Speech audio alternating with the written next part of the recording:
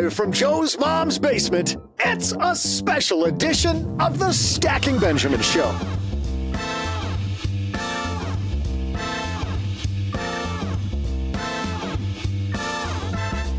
I'm Joe's mom's neighbor, Doug, and on today's show, part 2 of our discussion with a guy who makes millions and helps others make millions, Alex Hormozi.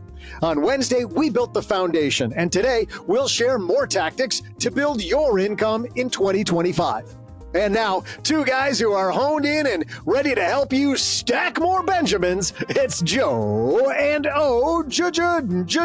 G. I'm running out of breath. I got nothing left. Welcome to the guy who needs to maybe do a little bit more cardio. I did that whole thing on 1 tank of air. Hey, stackers, happy New Year. If this is your first time with us in 2025, I may advise you to first go back and listen to part 1 of this episode. But for those of you who are going to push through, maybe you're out on a run or snowshoeing, or you're in the shower and you can't get to the rewind, but I don't know. Don't make it weird, Joe. All the reasons why you're going to start with this episode. Let's set the stage. I went out to Las Vegas to interview Alex Hormozi, who is a guy who went from 0 to $26 million by the end of year 2 working. And he now makes hundreds of millions of dollars. And we are obviously, if you read the title of this, going to teach you to make a lot more money. Maybe it's not $100 million like the title says, but we're going to get you way on your way. And I think, OG, we already set the stage there, that this is all about just reframing your thinking, isn't it? The difference between $100,000 income and $200,000 and $300,000 and $500,000 has something to do with skill and ability, but it has a lot more to do with your ability to recognize that you have the ability to do those skills. Obviously contingent on other people recognizing your ability to do those skills in a lot of cases, but a lot of times it's the stuff that's between your ears, thinking like, I can do this. I have the ability to make this happen in my life. Now I just have to figure out how I'm going to do those things, as opposed to having the limiting beliefs of, well, only those types of people can make those types of decisions or make that kind of money.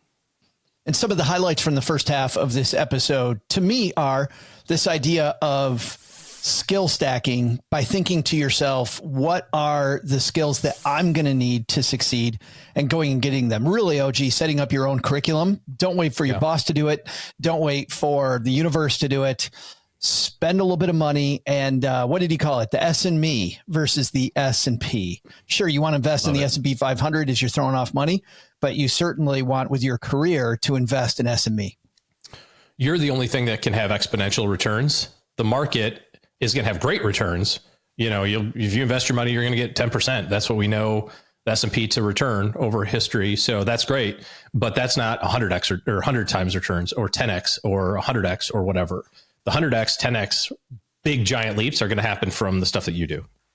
And then second for me was this idea that what's the one thing I can do?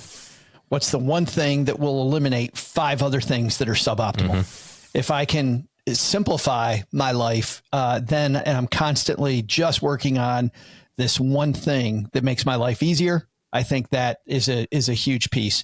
And then the third, OG, and this is where we left off on this idea of risk, right? Do things other people think are risky, but because you're an expert in them, there's not nearly the risk for you that there would be for other people. Again, I think this just boils down to reframing things in your mind. Doug made a great point at the end of the first episode, which was, we think that the W-2 job is super secure, but it has risk too. It's just a different kind. And as long as you recognize that you're taking some amount of risk in virtually all your decisions that you do, I think you're a step ahead in kind of conquering maybe a little bit of that fear. We have some sponsors that make sure that this is all free while you're on your journey to make more money. We're going to hear from them, and then we are diving into Alex Hormozi part 2.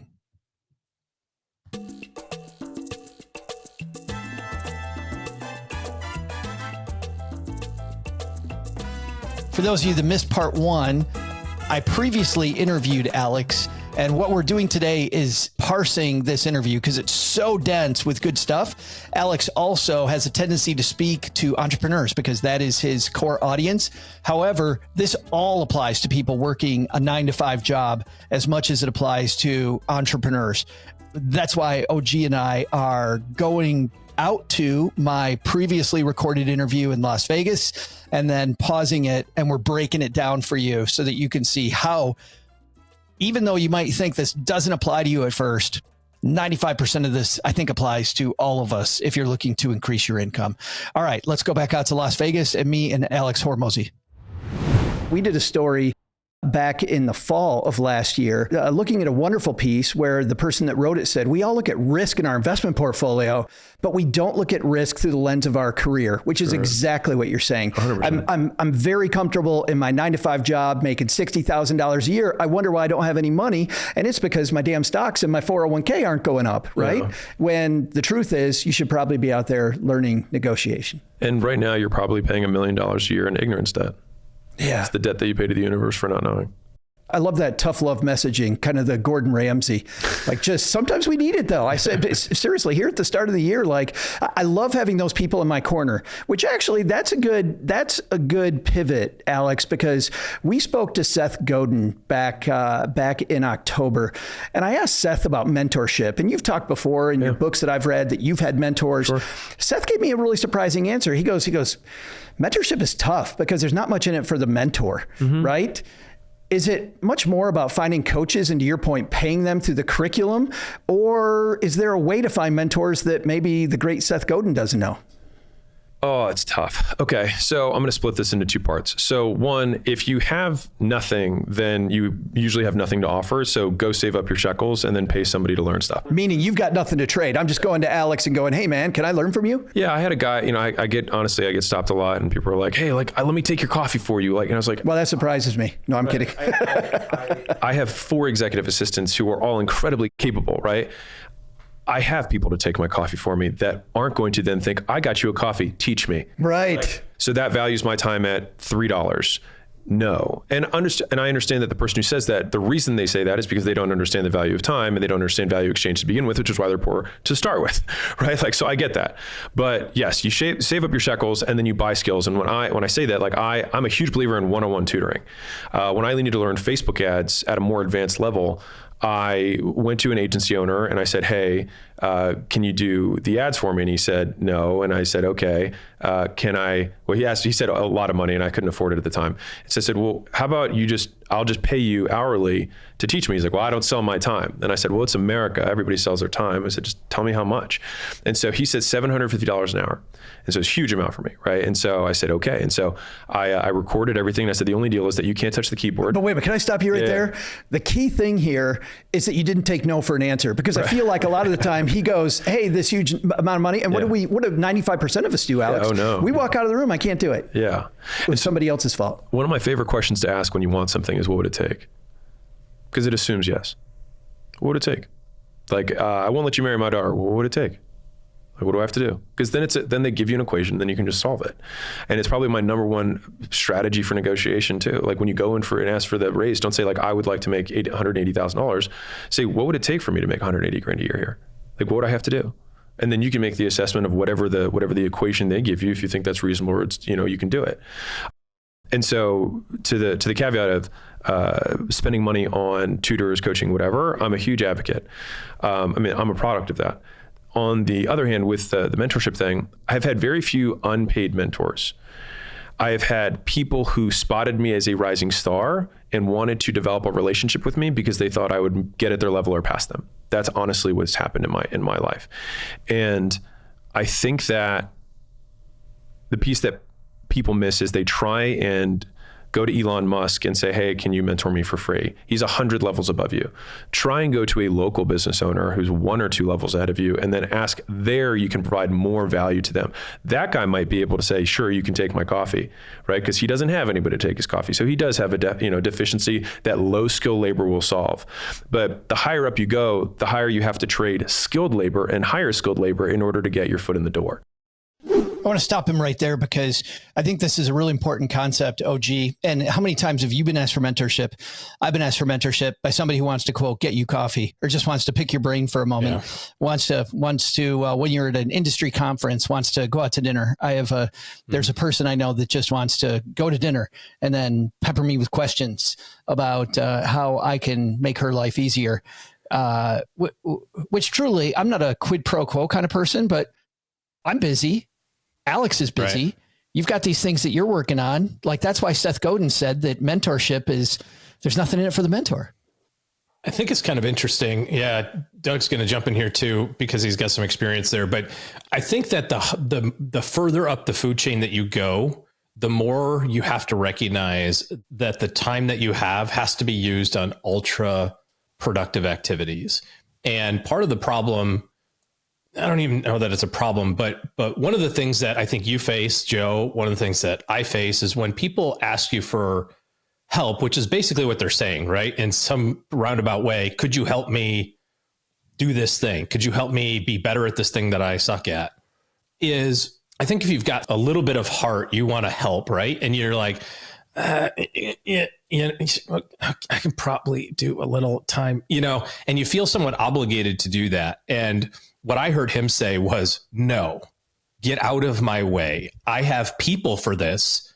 I don't need your $3 an hour conversation.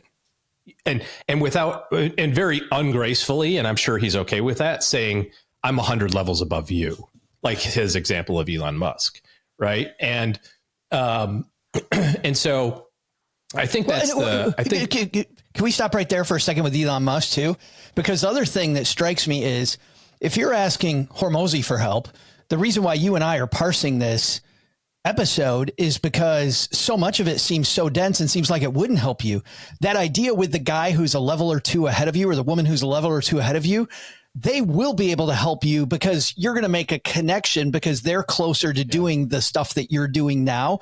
And they can help show you the way to level up 3 levels right now. Hormozi's going to have a hell of a time trying to help you level up 100 levels in an hour. Well, to be fair, a lot of those resources that he already has the manual for levels 1 through 50.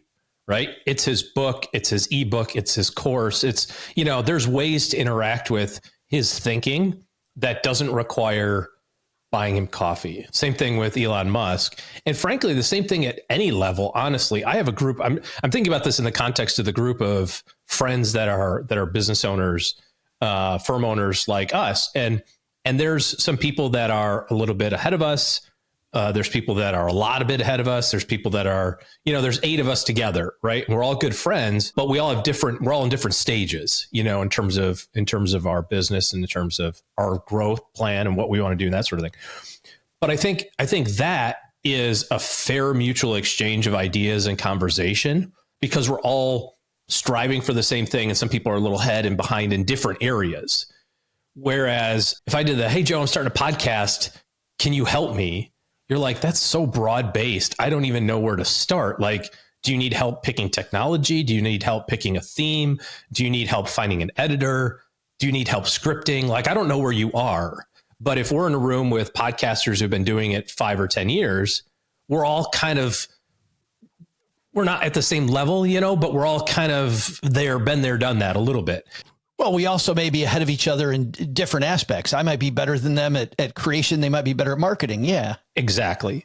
So I think that's a really great solution to this. Like, how do you find this network? You can, just try to build it your own. But if you're in an organization, Doug disagrees vehemently. I can tell the anger on his face as I'm talking. Why? Let me just finish real quick. I think if you're in an organization, work with the people that are around you and a level or two above and a level or two behind. I don't know that you go to the CEO and ask for mentorship. You know what I mean? But you can ask your manager. You can ask your manager's manager, or put that group together and say, hey, there's 10 of us and we're all kind of on the same path, different offices, that sort of thing. Now, take everything I said, Doug, and throw it in the trash and tell me why. No, I mean, it's this whole notion that I'm too busy and I'm way too far above you and ahead of you. My time is too valuable is the most selfish thing that I can think of hearing. I've been asked to be a mentor a few times. I'd like it to be more. It's an incredible compliment, and I'm really gratified by even being asked. And I love and get an enormous value out of being able to share any kind of personal or professional experience I have with somebody who's looking to learn, especially a young person. It's just really gratifying for me, and it always has been. Now, what I will say occasionally to folks, sometimes I've said it up front, and other times I've had to say it a little bit further down the line, is I really like doing this, spending this time with you in a true sort of mentor-student, mentor-mentee context, not as a business networking thing. Because then it absolutely does feel like it's a one-sided, only truly benefiting one person. If they're really trying to get to me because they want my Rolodex, they want my contact book. I can't use Rolodex anymore. It's too old. I didn't even ever have a Rolodex in my lifetime. But anyway, like that's I had one. It was just fun to spin it. Yeah, it's fun to watch the paper flow. Yeah, I didn't really use it much. I just spun it. Yeah, that's crappy. And when you get 4 meetings in and then the person says, "Can you introduce me to, do you know anybody who might?" That's annoying, because then it really feels like this whole thing was much more one-sided all along. So I usually get that out of the way up front. And then if it's truly just a, what can you share with me? That I get so much out of that. To say there's nothing in it for me is horse. That is really, I'm disappointed to hear that notion. I think we got to go to the through line here, Doug, of why we heard the same thing from Seth Godin, who clearly is incredibly successful, and Alex Hormozi, who very much, he didn't say, I agree with Seth, but he agrees with Seth. He said the same thing to me that Seth Godin said. So if these two ultra successful people are saying it, what's the point? The point is, I think much more, if I'm seeking free mentorship, you have to realize how little there is ostensibly in it for the mentor. Maybe for me, there is something in it, but that's for me. That's not for you to assume when you come up to me that there's going to be, this is going to be all glorious. And hey, Joe, you're going to love this. You're going to love working with me because it is stellar. It's awesome. I don't need to, that is not incumbent on me or dependent on me to know your attitude towards this. If I admire you and think that you're somebody that I want to mirror and my progression, I'm going to take a shot at it. I think Hormozi nails it. Value people's time fairly. And he likes paying for knowledge. He likes paying for knowledge. I think paying for knowledge in the way that suits you best, however you're going to pay for it, creates an exchange on the mentee's part that makes it valuable for everybody. Why am I going to come in and offer zero value in a relationship and just expect that that's going to go well versus come in with value? You've never learned from a student of yours? But that's on me, Doug. That's not on the mentee. I'm thinking the mentee gets a hell of a lot more value by thinking about approaching this relationship from the point of what can I bring to the table? Godin says you're bringing nothing to the table. Hormozi says you're bringing nothing to the table. Figure out how to bring something to the table. Hormozi says figure out how to pay for it. At the time, $750 was a lot of money. But he paid for it. He's like, yes, I want to know this thing. Now, what else is cool, too, is it's less about mentorship. I want people to hear this, too, than it is, I need this skill. Notice how Hormozi on Wednesday, and then again today, is going back to not, I want you to mentor me. It's, I want you to teach me this specific skill that I need. That makes it transactional. And I don't think mentor-mentee relationships need to be transactional. It's about giving back. I've had a lot of mentors that I learned from, and I probably got more out of the relationship than they did. So now it's my time to add balance, and my mentee is going to get more, hopefully, more out of it than I did. For the mentee to walk in and assume that that's what I'm going to get out of it when I have a limited amount of time is is BS. And I have had too many people waste my time in something that was supposedly going to be just, a great mentor relationship. I could go into those, but some of those people might be listening to the show and I don't want to offend them. Too late. They're all wondering right now.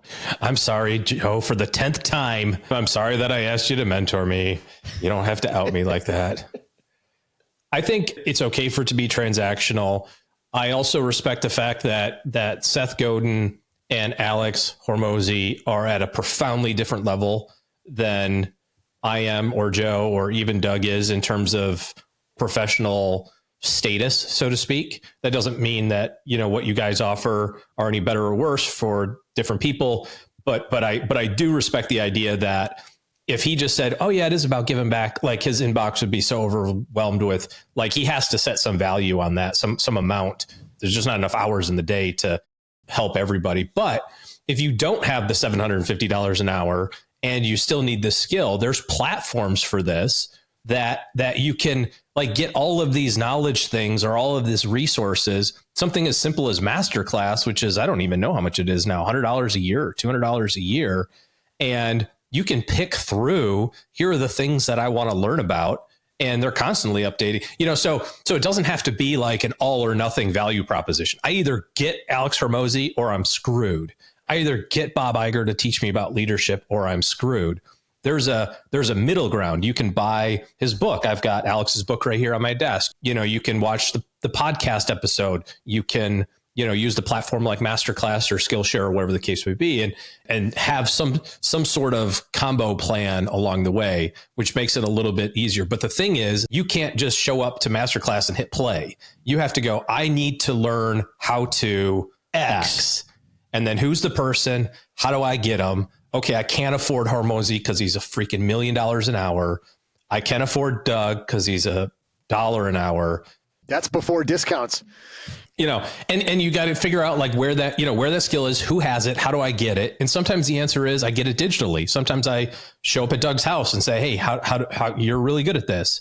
I think the big lesson for me here is that you have to respect that other person. And one of the challenges that I think young people, I think some people have, is not recognizing that Alex's time is quote unquote worth more than my time in his eyes. Right. In Alex's eyes, he's like, I'm billing $1 million an hour. And I'm going to him going, I'm billing $800 an hour. I'm billing $8 an hour. I could go talk to Alex in line at the coffee shop. And he's like, dude, nope. I make $1 million an hour, bro. This has got to be worth it. Now, maybe you get that opportunity, like Doug said, to give back or whatever the case may be, but I don't know that you can go into it expecting that. So I think that's a different calculation. Yeah, find the skill that you want and then work through it to figure out the best way to acquire that skill. I mean, there's 10,000 ways to get Facebook ad skills, for example. And 2 more points here. Number 1 is early in the conversation on Wednesday, early in this entire conversation, he talked about calculating your dollars per hour. And then if you start thinking about dollars per hour that you have, I think you get this sense of, if your goal is to make more money, the leveling system that he's using, right? I don't necessarily think that means Alex Hormozi, just to be clear, is a better human being than Joe Saul-Sehy is. It just means that when it comes to me trying to gain that skill that he already has, he is light years ahead of me on that skill. The second thing, though, that I think is really important here is we talked about the importance of negotiation. This isn't just about gaining skills. It's about being able to negotiate. And I want to reiterate what I said to him in Vegas, which is he didn't take no for an answer. When the guy goes, yeah, it's not for sale. Well, yes, it is. I love that. I think that it's just not taking no and saying, what will it take? What will it take? I agree with him there too. Is a wonderful, wonderful question to ask. You need to just have this tool belt of skills that you can bring to the table so that you can provide outsized returns to somebody.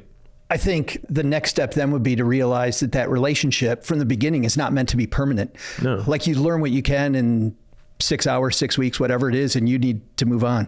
Yeah, and I think that's okay. And I think, honestly, the biggest way that I learned skills that I don't think I even talk about this is I had one skill in the beginning. I knew how to sell. And I just went to everyone and was like, I can help you sell more.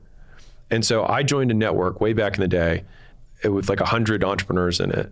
And I just went to every one of them and said, hey, I can help you with your sales process. It's like a BNI kind of thing? Yeah, or I don't know BNI. Is that like a networking business thing? network, Yeah, exactly. Same nationwide. Thing. You had to pay to get in, but whatever. Sure, right. And so everyone was like, okay, sure. And so I would hop on. But the thing was that I did the work as though they had paid me.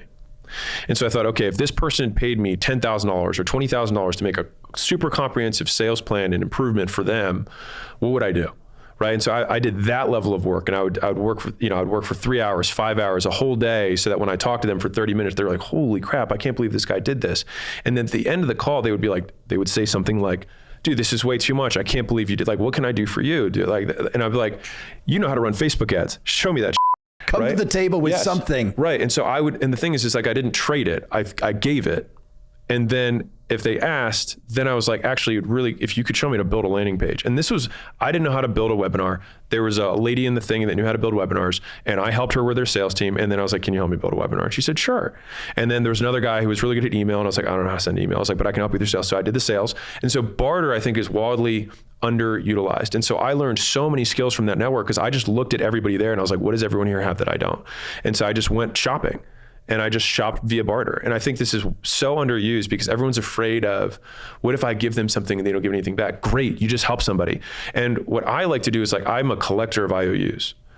I'm happy to get there at the very end and they're like, what can I do for you? And I'm like, nothing, man, just happy to help. And they're like, that guy's awesome. Because the amount of deals that I've done 2 years later, calling somebody up and being like, hey, I need a distributor for supplements. And I know you know somebody in that space. They're like, got you, don't worry about it. Because I did such a big favor for them before that they're like, this is the easiest thing I can do. But the amount of lubrication for getting things done, that having a network of IOUs, this big stack of checks that I can cash in at any time, has been invaluable for me. And especially when I had less money in the beginning, it was all I did. I got voted the person of the year for that community because I helped all of them. And then I was the one who was better off because it was kind of like, there was a show back in the day called Heroes where, like, one of the main characters could absorb other heroes' skills. I forgot about Peter Petrelli. NBC, I think. Yeah. And so I saw it like that, which is like, if you can join a network, then it's like, I'm just going to absorb everyone's skills. And so I think also, if you work in an organization, instead of saying, hey, I'm going to go to finance and ask them to teach me finance, go and teach them stuff, and then let them say, do you have any, like, what can I do for you? And you're like, dude, if you could show me how you do these financials, that'd be really helpful. Or like, hey, you go to the content guys, and you're like, hey, how do you edit videos? Can you show me? And if you do something for them first, they're very likely to help you out. Leading with the gift OG, that gives, I love the idea of a stack of IOUs. All these people feel like, I owe this guy big time. I mean, the goodwill he's spreading around this BNI group by doing this work. I think, though, I want to caution people here. I think he's still got to be intentional. Like, it's clear that Hormozi is intentional about this, right? He knows where he's going. He knows what he's building. I've seen people do all kinds of free work for people, and, that doesn't put any food on the table.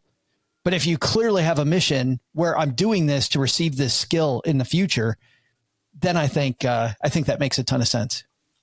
Well, there's two things here. One is kind of that law of reciprocity, which is you do something for somebody else wants to do something for you. That's just kind of how the world has existed for a long time. But I also think that if you go into it with that sort of commission breath type of thing, then people will see through it. Kind of like what Doug was saying about his mentorship relationships, where all of a sudden it's like, hey, by the way, I know you know this one guy, and I've got an investment idea I need to run by him. Can you hook me up? Like, people will see through that pretty quickly. If you're going to use this approach, you have to go into it fully okay with not getting anything in return and not getting the thing that you want out of it. 100%. Yeah, I can tactically go, well, I think Joe's really good at podcasting, but he sucks at this. So maybe if I help him, he'll turn on. But if you expect that, Joe will figure that out. You'll see it coming a mile away. And then you'll be disappointed and maybe a little even resentful. I think the thing that he said that I wrote down was, if this person hired me for $10,000 or $20,000, what would I do? Like, they haven't paid me, but if they hired my top tier package, how would my deliverable look? Like, what would be the value that I would provide, assuming that they've already written the check? And if you have the ability to be excellent in an area like that, and you can leverage that skill for other people, the sky's the limit. I mean, the fact that more and more people will reciprocate, it's just kind of a self-feeding system. So I mean, it's a great idea. We are going to dive even more into tactics that Hormozi used. A couple of these ones that are coming up are just incredible. All right, let's head back out to Las Vegas, and my interview with Alex Hormozi. You've got a phenomenal way of presenting stuff. I love the fact that in all the works that you've done, you avoid jargon, which I appreciate very much. And as you know, in personal finance, Alex, that's so hard to do, right? I mean, we're talking, what the hell is a Roth IRA? What the hell is a 401k? Like, why don't we call it what the Canadians call it, like a retirement plan? Sure, you know? Yeah. One way you get around jargon is in using stories. Yeah. And a way you present this and a similar topic is to come at life like you're a drug dealer. Yeah. And I read that, like I'm sure a bunch of your audience read that, and I'm like, what? I don't know if I like it. And you're like, wait, hold on. Explain that thought process, because it really does make a ton of sense when you tell us what you're doing. And by the way, he ends this story in his audiobook by going, and make sure it's legal. So, you know, the famous drug dealer offer is the first hit's free. Right. And so we want to give away stuff that's so good that people, once they try it, they can't get enough of it and they want to come back. And nobody wants to give away their best stuff, though. Right. And I think, and fundamentally, that's a scarcity perspective. All I can tell you is that what it feels like when you give away stuff that's truly valuable is there's a little bit of fear. And I still have to get to that point for myself still today, because just the things that I can give away now are more valuable than the stuff I could give away 10 years ago. But when you're afraid, it's because it's the best stuff you have. And when it's the best stuff you have, it might just barely be good enough for someone to find valuable. And so the idea that somebody who's a novice is going to hold back on value when the value they have is probably not even that good to begin with, I think constantly giving away value, that's the most valuable thing I can give, has forced me to then backfill skill-wise and be like, well, what else do I need to learn so that I can give something even more valuable after that thing? It puts fantastic pressure on you to make the curriculum even deeper. You have to get your better. Own curriculum. Totally. It's such a powerful message. And it's funny because when I learned how to be a financial planner, and I haven't been one in a long time, salespeople taught me, no, hold your cards like this. Don't show anything until you give it away. And it was only when I started giving it away. So I was high-fiving you. Oh, yeah. You don't know that when I was reading it. I think it's the difference between promotion and selling, right? In sales, it's like you want to have things in your back pocket so that you can basically increase the price to value discrepancy in real time. Whereas to promote and attract people, you need to give something so valuable that they break their pattern of not paying attention to you and then direct their attention your way. And it's got to be, I mean, the subheadline of the book, $100 Million Offers, is how to make an offer so good people feel stupid saying no. It's not how to make a mediocre offer that looks like everybody else's in the marketplace. And most people do that. I had a bunch of business owners out here last week, and a lot of them were like, I want to have an affiliate program. I want to have a program where other businesses can refer me business. And so I looked out at them and I was like, who here, raise your hand, gives 20% to people who refer you business? And almost all of them raised their hand. And I was like, cool, so why don't you guys do that? Because it's not worth it. Why are you going to take this hard-earned customer that you have, you spent all that time marketing, selling, delivering all this stuff, and then you're like, yeah, I'm just going to hand it to you for 20% of whatever you charge, right? Who cares, right? And so the idea is that if you want to make, I'm just using this as a microcosm, but if you wanted to make an affiliate deal, I say, take your service, peel off a portion of it, one actual core service you have, give it to somebody else and say, you can sell it and keep all the money. And I'll deliver it. And then when you deliver it, what do you get? You get a paid lead. You get a lead who's literally already a customer. And so then upselling from there is obvious. And so that's like, to speak in finance terms, there's a friend of mine who has a very large bookkeeping company. And he gives away LLC incorporation. And I think wow. Yeah. So it's like it costs whatever, hard cost on that. Market cost is a couple $100 usually to get that incorporated and whatnot. He could probably do it for $50 because of internal systems or whatever. And so if you think about it like this, which is like, okay, he gives away a $50, his hard cost is $50. And he has to give it away to 3 people to get 1 customer. Okay, then his CAC's 150. And then he sells them bookkeeping services, business banking, cards, all these other things on the back end. And so why does he care? And so a lot of people aren't willing to give away things for free because they don't do math. And so to your point earlier, like you have to come in with a giver's heart. I don't even know if I've come in with a giver's heart. I think I just come in with a math heart, which is like, okay, I will give to 100 people and I will be able to get 10 of these people to do something that will be worth more than the cost of giving to 100. And I think that's the piece that people miss, is that it's not about the 90 who don't give you anything. It's that what you make in the 10 makes you so much more than what you lost in the 100. This is, OG, where this idea early on, the foundational stuff that we set, this idea of risk, right? There is risk in this approach. There's real risk that I am going to give away the best stuff that I have. And yet when you take that risk, at least it's what Hormozi is saying, it pays off over and over and over and over and over and over and over. I mean, ultimately, what I think about here is the part that he mentioned. It forces you to continually to get better. I'll just use, us as an example. If everything that we talk about on the show for the last 15 years is our best effort at trying to help whoever feels like listening, I honestly don't think that there's been a time that we've gone like, there's probably a better way, but we're not going to tell you that. We're going to tell you the second best way for free. If you pay us, we'll pay you the best way. Yeah, we just go here, solve this problem. Because I think from a belief system, you and I share this belief that fundamentally very smart people and very silly, dumb people can be successful with money. It's about systems and process. And if you build those things and follow it, you're good. At some point in time, you may choose to outsource some of those activities, and so be it. Good for you. If you do, great. If you don't, that's fine too. But it's not, you're not relying on, some wizard to make your life better financially, right? The stuff that we talk about with our clients individually, it's not fundamentally different than what we talk about on the show. In fact, a lot of times people are like, this is the same thing you talk about on Thursday or on Tuesday. I'm like, yeah, because this is what we do. If it was different, that wouldn't be congruent. Like, I feel like people should expect it to be the same, just a deeper relationship. Sure. Yeah. There's all the benefits of a personal relationship, but I'm saying, I think once people get over that hurdle of just give away your best stuff, because, and I got this also from Strategic Coach, they give away their best stuff every quarter, right? They're like, here's our newest thinking. This is the most recent thing that we just thought up in terms of how to think about your business, how to have conversations around relationships and creativity and value creation, whatever, right? It's like literally their best thinking. So what do they have to do?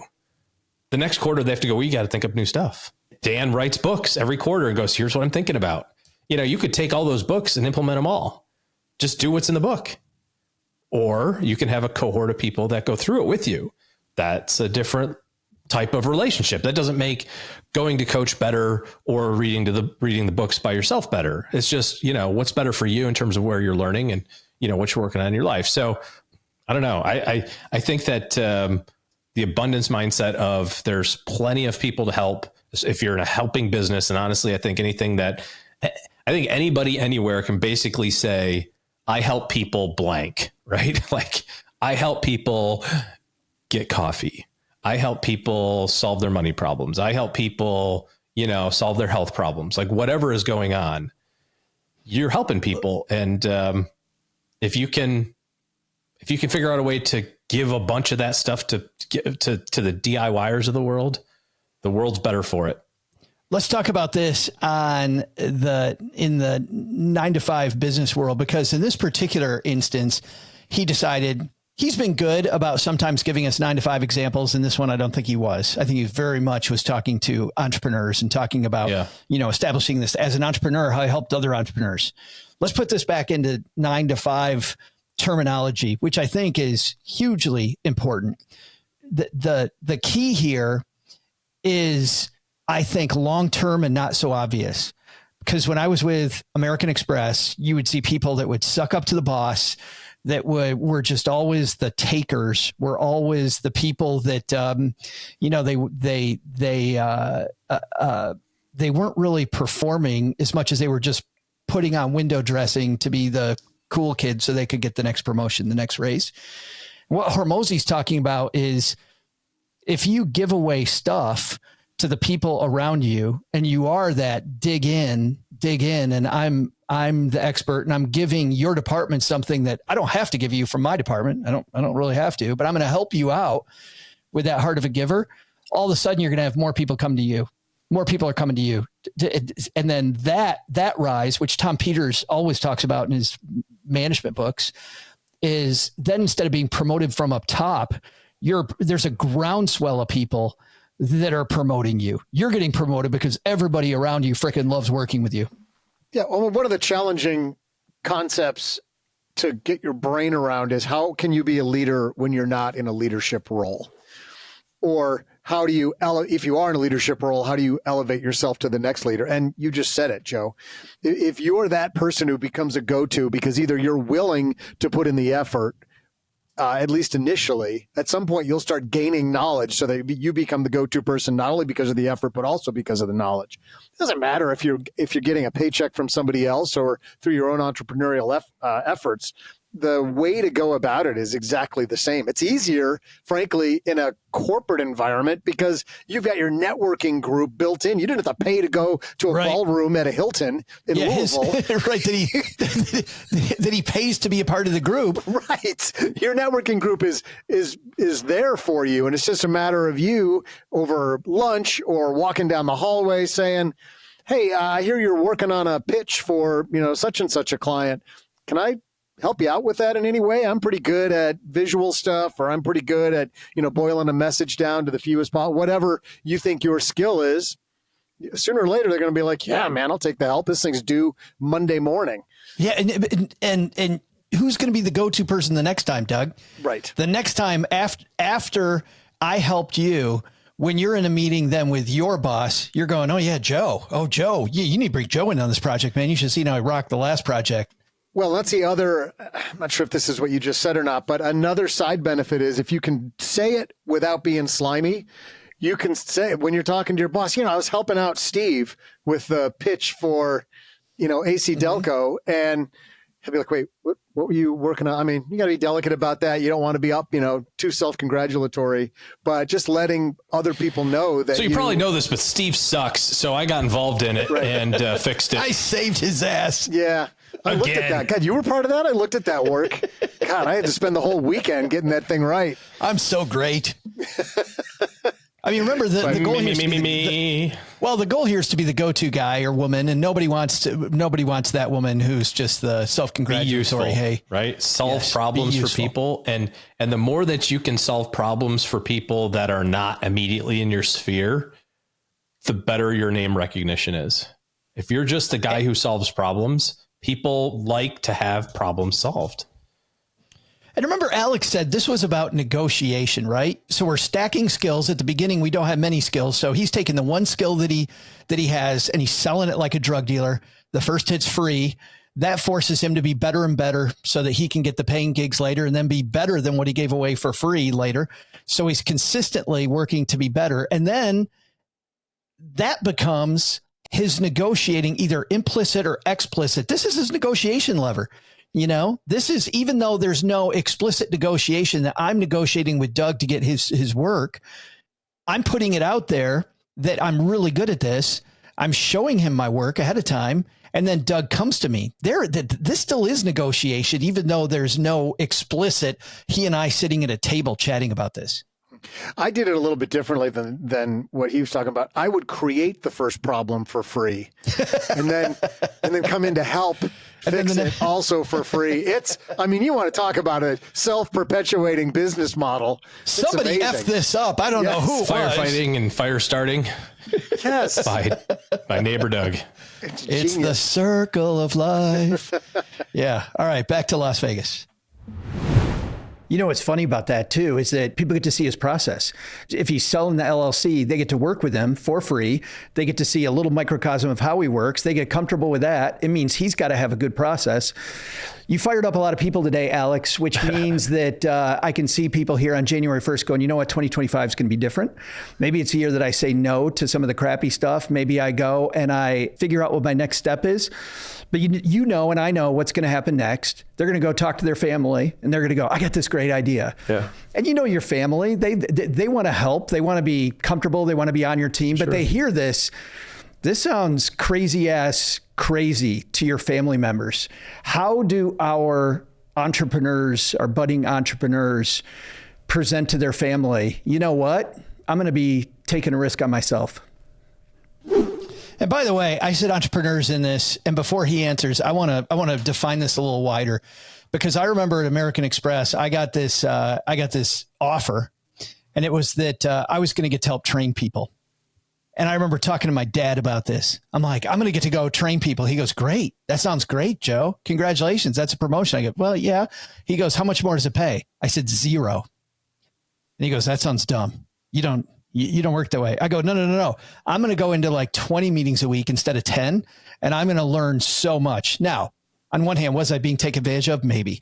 But on the other hand, I did learn so much. I learned so much there, and I accepted that deal. I accepted the risk of that deal. So even internally, even though I said our entrepreneurs and budding entrepreneurs, if you're going to do something where you're sticking your neck out at work, your family's going to still tell you not to do that. So even though I said entrepreneur on the audio you just heard, this really is for any of the stuff that he talked about. Let's listen to what he had to say. Because I think you went through this, didn't you? With your dad. Yeah. You have to listen to the people who are closest to your goals, not closest to you. There's that famous Harvard study that found out that people's net worth was correlated with their reference group. Now, a lot of people mistakenly say it's the 5 people you spend the most time with, but I believe it's the 5 people you compare yourself to. Fundamentally, you could disprove it because Elon, he spends the most time with everybody who's poorer than him, so it can't be that, right? But who does he compare himself to? Now, for him, I think he compares himself to who you could be in the future, which sometimes that also can be the person that you can be. I think future you can be a part of your reference group. Like, who do I want to become? What does that guy do? I should do that today. And so I think fundamentally, the people that are in your surroundings, if they don't have what you want, don't listen to what they say. And I think it's hard to do because as humans, we're social creatures, and we learn to listen to the opinions of others. When you're a child, you say, is this good or bad? An adult says, that's good, that's bad. And you kind of incorporate it. And that's how you learn how to make your way in the world. And then you become an adult and you realize that some of the people who gave you your good and bad advice are actually morons, because you meet them now and it's Doug. And you're like, Doug's an idiot. I listened to Doug. It's like, well, I was 8 years old and I didn't know any better, right? Doug works in my mom's basement. There you go. Yeah. Sorry, Doug. Chief idiot. Chief idiot. I like that. And so it's like you have to peel. But I think honestly, a lot of adulthood is fundamentally unlearning things and choosing to know that you believe your beliefs for your own reasons. And so I think that if you cannot explain why you believe what you believe, it's not your belief, it's someone else's. I love that Alex gave you a shout out. Chief idiot, Doug. So I was kind of into Alex for the last episode and a half. It just threw me when he said Doug, like he just picks Doug out of the air. I didn't say OG, so that's good. It was a pretty funny moment. But guys, that is hard. It is hard to take the opinions of well-meaning people around you and go, thank you. But that doesn't apply. You don't have to say the second part. You know what I mean? Smile and say thank you, and then file it in the circular file.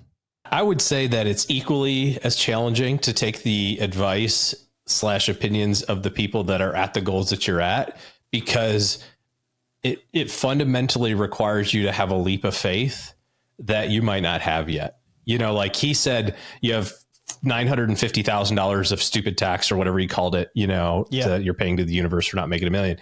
If he said, here's how you need to run this business, right? Like if I were in your shoes, here's what I would do. I bet that person goes, yeah, however, I get what you're saying, but you don't understand what's going on in my world. You don't know what's my market's like, where I'm from. You and I had a discussion specifically, OG, about this after I left Alex, because our friend Seth, who helped us set this up, who works for Alex, Seth said, as soon as the recorder's off, he's just going to go into coaching mode. He's going to ask you all about stacking Benjamins, all about what you do. And he said, so what do you guys got going on? And I said, we have these guys, we have the stuff, we have this, da-da-da. And he starts coaching me. And I literally, when he gave me a piece of advice that I called you and talked to you about, I went, yeah, you really don't know my market. I don't remember what that was, but yeah, that's a great example of you know, I can think of many situations, you know, both with the show and both with my firm, where people who are people who are at what I deem to be successful, they're like, hey, this is what you should do. And I'm like, okay, yeah, okay, well, maybe you can do that, but it's not here. And it's funny to see it on the other foot, because I was having breakfast with a friend a couple of weeks ago who is kind of in a career change, and, you know, and I said, well, what are you doing up here? He lives far away. And I said, what are you doing here? And he's like, look, you're further down the path on this than I am, and I trust what you have to say. Like, I just want to ask some questions. I mean, it's kind of this mentoring thing a little bit, but it was more breakfast, at a time crunch. Did you ask him if you could get him coffee? Yeah, I even paid because he's unemployed. So I felt guilty to do it. But anyways, I said, well, here's what I would do, and he goes, and he just looks at me, he goes, yeah, but wouldn't it be better to have like a bunch of $5,000, relationships than one $15,000? I go, no, it wouldn't. He's like, yeah, I know, but like where I'm from, and I'm like, no, it wouldn't. And it's funny because I see that same thing in that conversation as what happened 20 years ago in conversations with people who were above me. And you see it with conversations that you had with Alex about stacking Benjamins. And it's like, yeah, well, I mean, no, I see what you're saying. And it's always caged, right? It's like, no, I get it. But see, our market is, or the situation we have going on, and it's like immediately like, well, dude, don't ask me questions then. So I think it's equally challenging both to take advice for the people that you're trying to aspire to be, and also to not take advice from the people that are still kind of stuck where you are. I don't want to say stuck. And going back to coaching, you and I get coaching from this group strategic coach that we reference a lot. And you told me this when I first joined OG. Sometimes you go to that meeting once a quarter and it's exactly what you need to hear and it hits home. And there's other stuff a quarter later that you go, yeah, none of this applies to me. And then what's funny is maybe 6 months later, maybe a year and a half later, you go, oh, I totally get what they were doing. We did something with that. Yeah. Yep. Yeah. Yep. Like to your point, when the student is ready.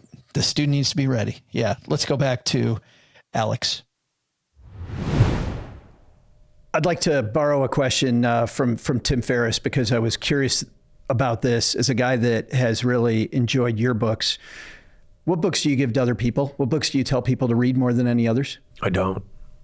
I mean, I say, read my books because I get a lot of entrepreneurs, but so I wrote them. I was like, I was tired of answering the questions. I was like, go read. They're like, what should I sell? And I was like, read $100 million offers. And they're like, okay, I read it. I'm tired of repeating myself. Yeah. And then they were like, well, who do I sell it to? And I was like, okay, read $100 million leads. So I wrote the books to just not have to answer the question over and over again. But you don't tell people, go read this, go watch this YouTube video, go do this. I think you will learn significantly more taking action. And so like you will learn more from doing 100 cold calls and 100 door knocks than you will from reading all the sales books that are out there, because there's a very big difference between declarative knowledge, which is knowing about something, and procedural knowledge, which is knowing how to do something. You see this in school all the time. Yeah. You can learn about private equity and never have done a deal. And the day you do a deal, then you will learn procedural knowledge of how a deal actually works.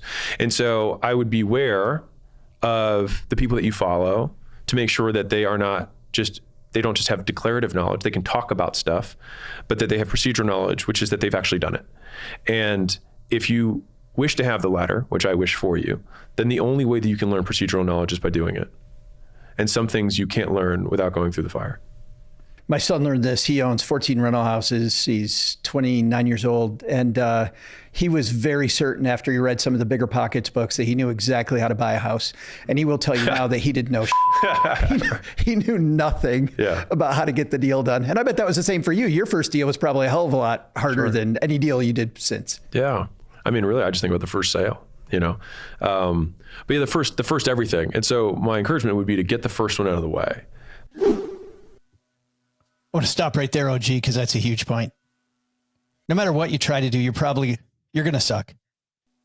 Well, that and the declarative knowledge thing. I could show you a text thread that's happened within the last 4 hours of a podcast episode that I mentioned. I have this group that we all kind of, bounce ideas off. That anyways, somebody found this podcast episode and was not ours, but a different one, and said, hey, have you listened to the such and such a thing? It's a cluster F. And basically it's the person who knows everything. And then as you dive into their history, but has done none of it. And immediately it's like, okay, yep. We're not talking about that. You can know all the things in the universe. Your eloquent word for these people are, Joe? The broke professors. The broke professors, the people who know everything, but have done none of it. And no offense to professors. The answer to this question blew me away. because I've heard Tim Ferriss ask so many of these academic people that know a ton about a ton, and they always play his game. Oh, I give this book. Oh, I like this book. And Hormozi's like, nope. Yeah, go do it. Even playing the game. Go knock on 100 doors and see what happens. Yeah. I saw Doug, he had himself muted. Doug laughed when he heard Hormozi say that. Yeah, no, don't go read more. Just go get the bad stuff out of the way. And it is so valuable. You will learn so much.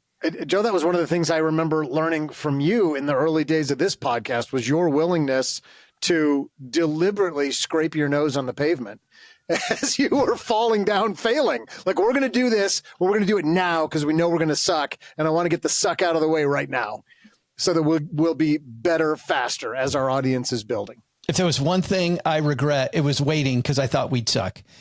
And it was only, Doug, to your point, when I knew that the first episodes were going to be bad no matter what we did, that we finally got rolling. And I wish we had that year back. Let's go back and finish up with Alex. Get the loss out of the way, get the no out of the way, because you're going to have it. And I had a mentor tell me, he said, you got to lose $100 million to make $1 billion. You got to be willing to lose it. And I think that's like, you got to be willing to lose 100 to make 1,000. You got to be willing to lose 1,000 to make 10,000. And fundamentally it goes back down to risk, which is like, you have to be able to risk. And sometimes it means you just risk your time, which in the beginning is, hey, we're going to give with that expectation. That's risking your time. But you got to be willing to take risk. And most folks don't. And that's why they stay poor and they stay small and they stay insignificant. The entrepreneurs here in the building today that are getting coaching from you guys. Not coaching, to be clear, but yeah. Do they feel that fear? Is it feel the fear but do it anyway, or do they push away the fear? We have businesses that we invite out that if we're like, this is an interesting model, they might be a little bit too green for portfolio for us because we have relatively large companies. Relatively large, we have low mid-market. And so we say, these are the things that you need to fix about the business. And so fundamentally, we operate everything off the theory of constraints, like I was referencing earlier, which is that every business there has something that limits them. And we rely on our ability to recognize patterns and having seen a lot of businesses in that particular space. Like if you're a roofer, we've seen 100 different roofing businesses. If you're in the med spas, we've looked at 10 different med spa deals with different chains. We know the models, we know the comps, we know what works, knows what doesn't. You're helping people fix very specific problems. Yeah. It's just like, we think, what is the most valuable version of this business? What does it look like? And what's the discrepancy between that business and what you have today? And then what is the single move that we can make that brings you the closest to that future better version of your business? And we will do that one first. And I think one of the big things that people struggle with is they do not know how to prioritize. And the big part of prioritization is saying no, and they can't do it. Especially once you develop a little bit of skill. In the beginning, you have no opportunity, so you're just trying to say yes to something, right? But as soon as you say yes, you learn this yes muscle and you say yes to too many things. And so I spent an entire day with one of our portfolio companies. It does $110 million a year. It's a SaaS company, very, very big company. And we spent the whole day going through all the different, strategic priorities. And I'm just like sitting there and like something just like felt off. And while they were talking at the very end, I just went up to the board. I wrote 1, 2, 3, and I wrote the first objective. And I just circled that. And I was like, this is all we need to do. The room got really quiet. And I was like, if we don't do this, nothing else matters.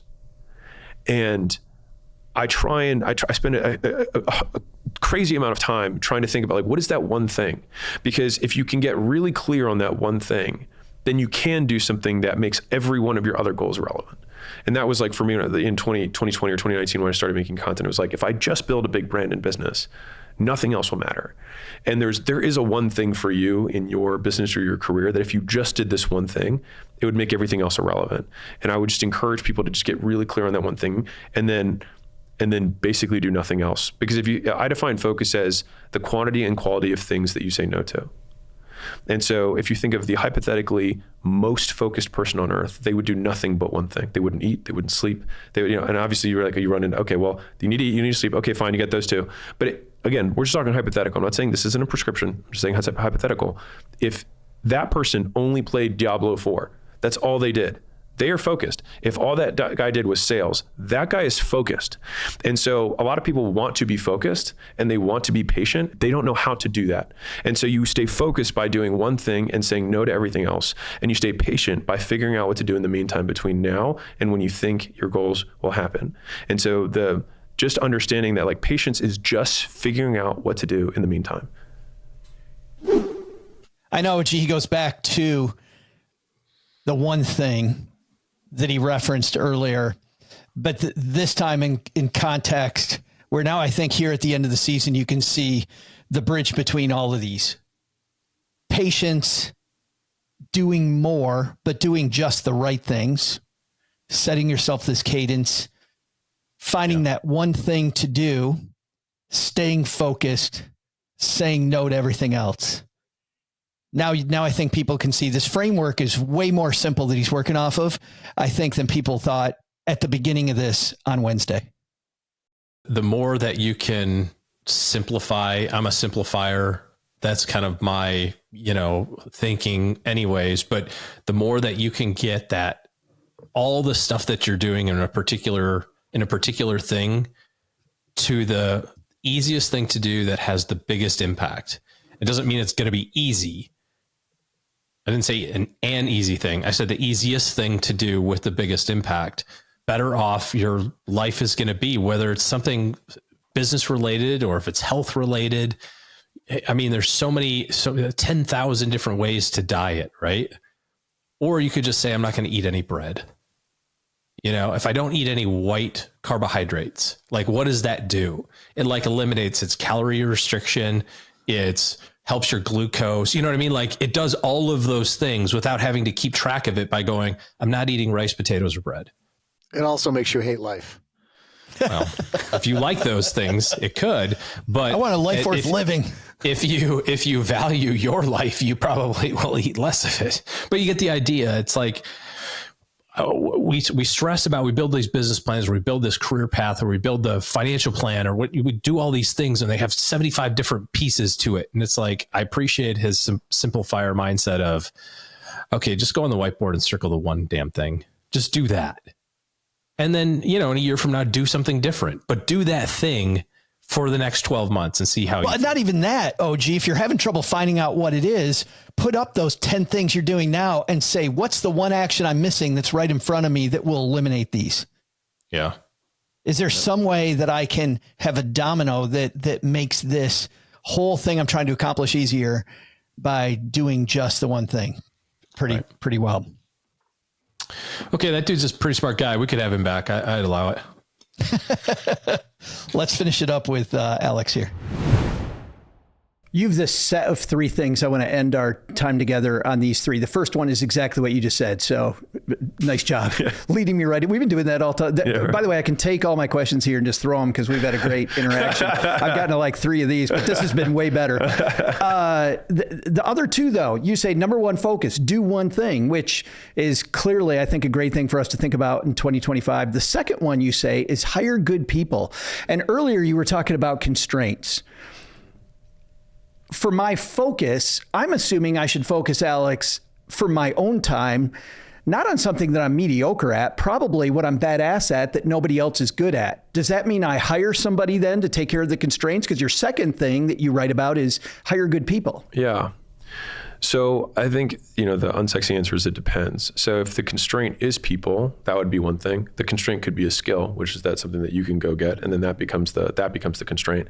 And so fundamentally, identifying how to solve a constraint is how many resources will it take to do these alternative paths to get the outcome, and then an approximate value for how likely it is with each intervention. And so fundamentally, this is there's something called the RICE framework for software when they talk about prioritizing products, but I think it applies to just about anything, which boils down to risk-adjusted return. So it's what's the reach? How many customers does this affect? I is what's the impact? How to what extent does it affect the customers? Confidence, which is C, which is how likely is it? And then E, which is expense, which is how much is it going to cost? And so if we think about this as, okay, I have this problem and there's 3 paths to solving it. Which one has the highest risk-adjusted return? Which one's the most likely to get? Because you might take all that time, all those interviews, all that onboarding, all that training, and then get somebody, and then they don't work out, and then you have to do it again. Mm-hmm. And versus maybe you learn the skill and then you can do it in 5 hours a week. It depends on where you're at with your career and whether your return on time of okay, could I do those 5 hours doing something else and make more money? Then it would be worth doing that, right? And so that's why the unsexy answer is it depends on the resources you have and what returns you expect based on the interventions that you want to use. Before we go on, I want to just clarify this too, because he's talking specifically to entrepreneurs, but this is why people hire people to clean their house. This is why people might hire somebody to cut their lawn. They're like, I'm not paying for that. But if your return on investment is way above that, your ability to not have to deal with that is big. It can still be powerful. All of those things are things that, you have to evaluate personally, and what looks like something is an expense and unneeded in one person's life is a great use of resources in another's. Yeah. Let's go to his third point. And then the third one, and this is great because you know what's happening today for a lot of people. We're going to be fighting New Year's resolutions, right? The last 2 weeks. Your third tenet is think long-term. How do we make sure that we're setting up milestones to think long-term in 2025? Man, you framed that question really well. So I would almost answer with the question, which is that you can measure someone's skill in any domain by the quality and number of ways they can reward themselves for doing something. And so, for example, if I go to the gym and I'm a novice, I don't know how to do very much. And so the entire experience is not that fun. If you're a professional bodybuilder, there's a zillion things that you can do in the gym that are fun and interesting that you enjoy. If I'm an amazing video editor, if I get a raw piece of footage, there's 100 things I can think of to do this, and I get rewarded after each step very quickly. When you're a novice, you have fewer feedback loops, and they tend to be more distal. So they're further away from you. They're more like what happens at the end. So did the video do well or not? Whereas an expert can see 100 different things that we can improve in the video. And so the more skilled you become, the more patient you become, because you have more ways to win in the meantime. And so that is why skill can, in my opinion, make you more patient. You're almost saying, I mean, you're talking about the gym, but what you're saying, Alex, I think is patience is a muscle. I think skill, yeah, for sure. And I think one of the encouraging things is that I actually don't think people become more patient. I think time moves faster. I mean, if you talk to a 5-year-old, it's like 1 year is 20% of their life. It's like, oh my God, if it's 20% of my life, I have to wait a year, right? And now, right, at 56, it's what it is, 2% or 3%, of your life right now. It's like, oh, it's 7 times faster. And so I'm not really sure that people actually get more patient as they get older. I just think time passes faster. Alex Hormozi, thank you so much for being our first mentor of 2025. You set a high bar, my friend. Thank you so much for having me. I appreciate it. And it's funny, I asked him about being more patient, and he talks about building skill. Build skills, stack skills in 2025, stackers, and then realize it's not about what you know, it's about what you do. Use that to negotiate, and you're off and running.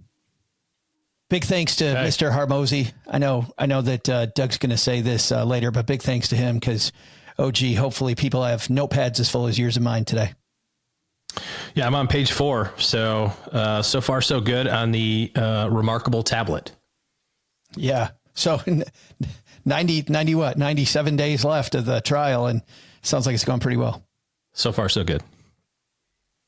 I don't know, Joe. I don't know if I'm going to say really great things about Alex in the takeaways. All because one character, Doug, that he doesn't even know happens to say the wrong name. Does he? Alex? I think the bloom kind of fell off that rose. Of course he knows, right? Doug, lots of takeaways, but what would be our top 3? Well, Joe, first, do more. But by more, we mean focus on those core activities that can eliminate 5 other tasks that are either a waste of time or have a smaller ROI. Second, use skill stacking to your advantage. What do you love? Build on that stack and use it to increase your piece of the pie, because you now have skills that others don't. But the big lesson? 2025 is truly going to be a different year after those 2 episodes. Buckle up, everybody, because we're going to all be rocket ships now. Special thanks to Alex Hormozi and his Las Vegas-based team for helping make our 2025 kickoff possible, especially the amazing Seth Silvers. You'll find more on Alex at acquisition.com. This show is the property of SB Podcasts, LLC, copyright 2024, and is created by Joe Saul-Sehy. You'll find out about our awesome team at stackingbenjamins.com, along with the show notes and how you can find us on YouTube and all the usual social media spots. Come say hello. Oh yeah, and before I go, not only should you not take advice from these nerds, don't take advice from people you don't know. This show is for entertainment purposes only. Before making any financial decisions, speak with a real financial advisor. I'm Joe's mom's neighbor, Doug, and we'll see you next time back here at the Stacking Benjamins Show.